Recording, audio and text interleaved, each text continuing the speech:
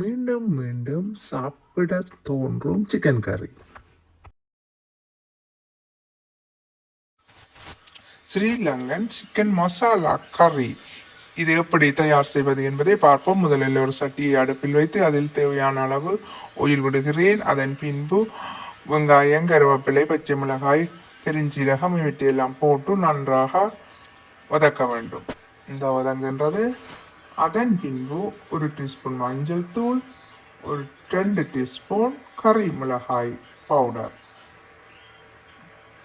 2 teaspoon மல்லி powder, 1 teaspoon உப்பு, இவற்றையெல்லாம் போட்டு நன்றாக மிக்ஸ் பண்ணுங்கள். அதுக்கு பிறகு 1 கிலோ சிக்கன் எடுத்து கழுவி அதனை சிறு துண்டுகளாக கட் பண்ணி அதனையும் போட்டு நன்றாக மிக்ஸ் பண்ண வேண்டும். மிக்ஸ் பண்ணியவுடன் 1 கப் தேங்காய்பால், 1 கப் தயிர் இவற்றையும் போட்டு நன்றாக மிக்ஸ் பண்ண வேண்டும். தேவைக்கேற்ப தண்ணியும் விட்டு அதனை மூடி போட்டு ஒரு 25 நிமிடங்களுக்கு மூடி போட்டு வேக வையுங்கள்.